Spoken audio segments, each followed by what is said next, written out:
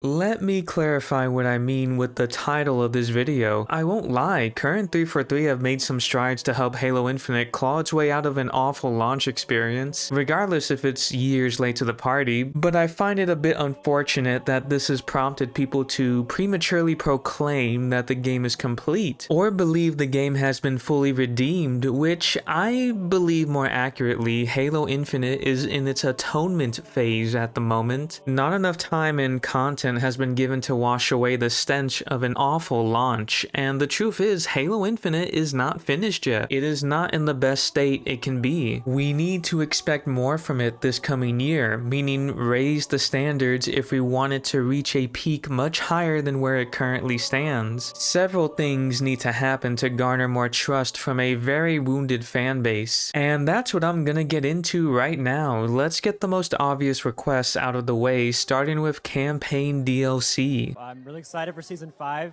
I really like the customization, but I'm still praying for campaign DLC. That's what I'm looking forward to. Hopefully one day. Yeah, I'm going to cut you off right there, Evan. No, thanks. Here's your prize. Alright, maybe let's remove that one off the list. So, Desync. Guys, we are beyond the 2-year mark of Halo Infinite's life cycle, and we are still watching 343 experiment with their networking fix in certain playlists. I'm grateful they are trying, and there is a lot of hope that this issue will be finally resolved at some point this year. But time is not on your side. There is no excuse for this issue to persist beyond this point.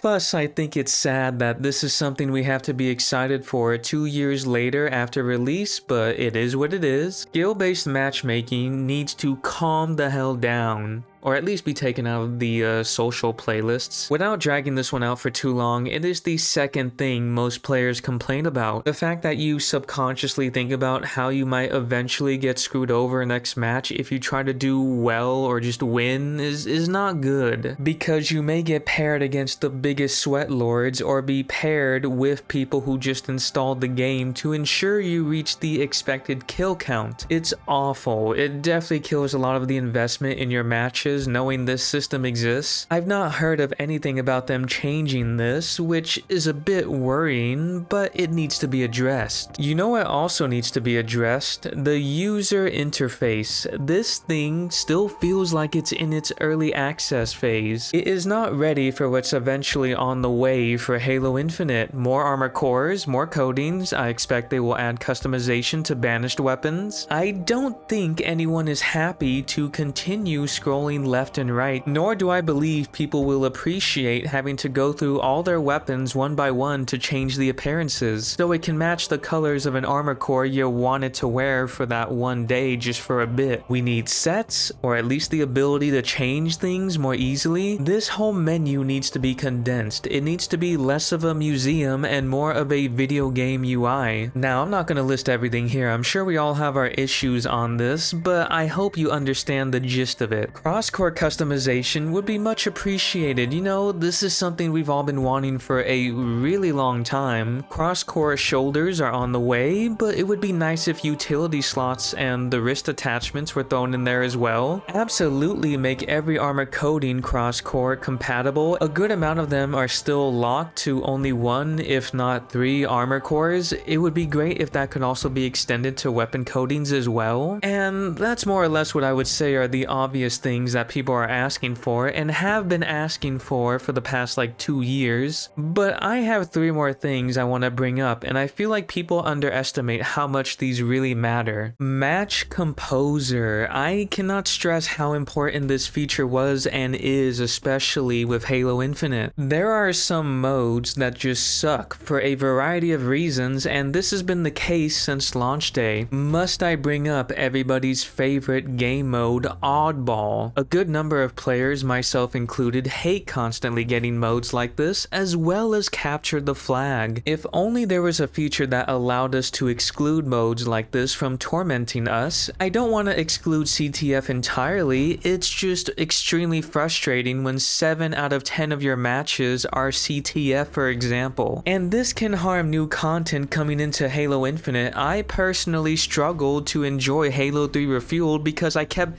getting fucking oddball. Honestly, besides fixing a problem, Match Composer, it's just a good feature you should just have. You're making your own playlist, being able to queue into Husky Raid, modes from the Slayer playlist, or more for example. If anything, this playlist system is starting to get bloated. Match Composer would really help right about now. And there is some hope because a few weeks ago, Sketch confirmed it is in development. Who knows how far they are into it, but odds are this could be implemented this year.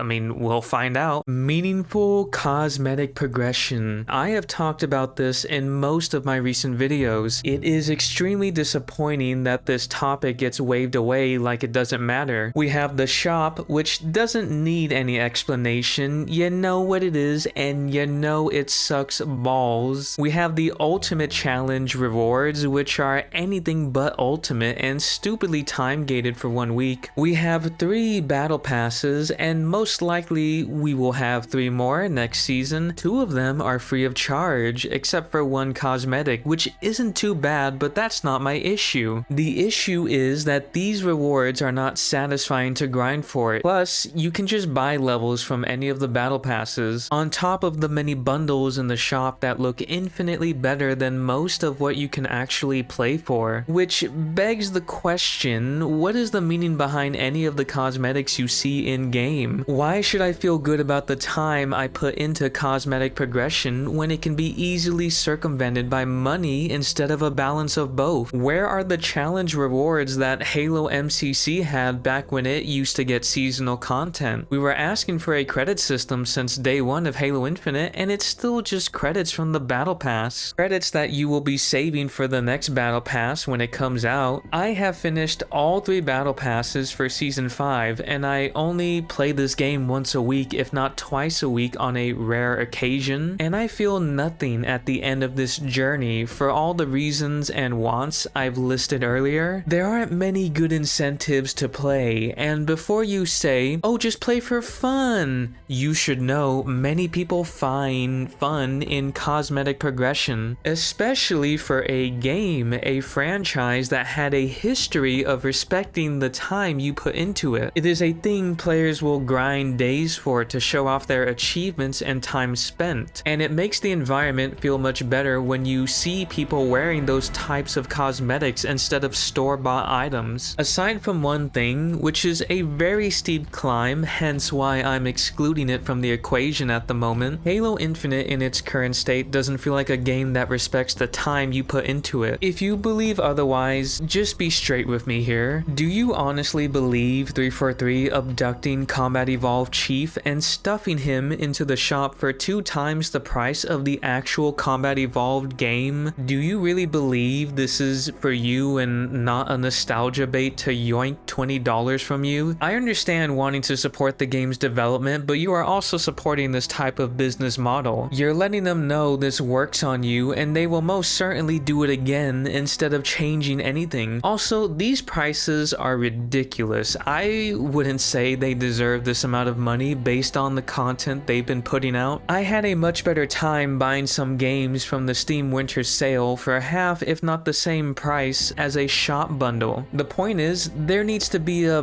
much better balance between time spent and money spent. And I understand this is a free-to-play game that needs to make money, but I would really like to see them try and improve the current systems we have in place, if not try something else. This is the last thing I want to bring up: better content drops. Before you look for your non-existent Halo Infinite Spartan laser to blast holes in me, let me explain. This is much broader and more in the realm of subjectivity, because if you're someone who doesn't care about content being better on release or better utilized, meaning you're just happy to get anything whenever, then this won't concern you. The content drops for Halo Infinite, while some of them are really good, they still feel a bit sloppy. Let me shotgun some examples, starting with King of the Hill Firefight. Despite how you feel about it, there is an element of it feeling a bit rushed. One game mode slapped on top of multiplayer maps instead of campaign maps. I doubt many people are going to try out Firefight mode because of this, and if they do, I doubt many of them will stick around. Surely in an environment where the community within 1 to 2 months of season 5 is making really amazing modes and maps maps, you could have given us more. On top of that, for some reason they didn't have legendary mode or non-PvP challenges on release. We had to wait 2 weeks for that, and it sort of reminds me of Season 5 launch when they didn't have extraction mode in the 24/7 playlist. We had to wait a week post Season 5 launch for that to happen. Very simple oversights that shouldn't be oversights. And speaking of Season 5, I don't know why they bothered doing flood cosmetics for this season if they weren't going to do anything beyond that, meaning like a game mode or a narrative event that leads somewhere, because the aesthetics felt lost a month later when Combined Arms happened. Does anyone even talk about or remember the flood theme they were going with months ago? What was the point of it besides maybe baiting people to try out Season 5? Operations, events, whatever you want to call them, have been inconsistent. Winter Contingency 3 was really underwhelming. Combined Arms had Halo 3 refueled, but you look at the way it's advertised, it just feels like these two things don't relate whatsoever. It would have made much more sense for Firefight to drop with Combined Arms and Halo 3 Refuel drop with the mid-season update. Honestly, Season 4 had much better events, and it had a much better progression system too. Because you could earn the rewards and progress the seasonal battle pass at the same time, Operations feel like a step backwards. And I could drag this on way longer, by the way. You'd be surprised at how many things there are to complain about with this game. I'll bring up one more thing if you doubt me, also because this does genuinely annoy me a bit. Squad Battle continues to be underutilized. Even though I really like it, I still think it was silly that they dropped it in the middle of the hazmat event on week 2 without warning. No trailer or tie-in with an event, just a Twitter post, and they still haven't even added more maps to it like Sand Trap or Blood Gulch. Considering how popular and how fun it is, I'm surprised they haven't added more game modes or even tried to experiment with the format. Squad Battle could carry a season alone. If it was up to me, I would have swapped out Extraction mode for Squad Battle as the debut mode for Season 5. And that's coming from someone who dislikes old Bungie content being advertised as new content. Anyway, to wrap up this whole discussion, the overall point is Halo Infinite is still behind and still riddled with many problems. It's really important that Halo Infinite nails down these issues as soon as possible, since these are keeping it from being the best version of itself. And if we take a step back, we have to realize Halo is not as alone as it used to be years ago in the video game industry. There are so many games coming out demanding your attention, your time, your money. Halo Infinite needs to be better. It all just depends on what 343's goal is with Halo Infinite. Like, are they planning on making Halo Infinite the best game it can be? Or are they only interested in doing the bare minimum, ensuring not to deliver too much while also relying on the community content to keep the game spinning, while they try to milk its audience with shop bundles and monetize Operation Battle Passes? I can't say one way or the other. I don't have an answer. They've honestly been giving me mixed signals. Regardless, I hope you have a better understanding of why myself and other people are still skeptical of Halo Infinite's future. I just can't bring myself to prematurely proclaim Halo Infinite is complete or redeemed like other people have been doing, because it needs more time, it needs more content. It's not a finished product just yet. I don't know how anyone can claim that when Desync fixes are still being tested. Also, just looking at its population on Steam, seeing that it struggles to maintain a higher peak than 8,000, as well as seeing it be behind the Ark franchise and being neck and neck with Dead by Daylight for top games played on Xbox, that just seems wrong for a free-to-play live service game that's also an alleged flagship title, don't you think? But who knows, I could be wrong about all of this. I am always open to that possibility and would welcome it. I want Halo to succeed. I'm skeptical, but I'm also cautiously optimistic. Maybe 343 will have a big surprise with Season 6, just blowing it out of the water. We'll just have to wait and see. But I will be there to give my honest thoughts about it when it happens. So if you're interested in seeing me praise Season 6 if it's good, or lose my mind if it's mediocre, you should,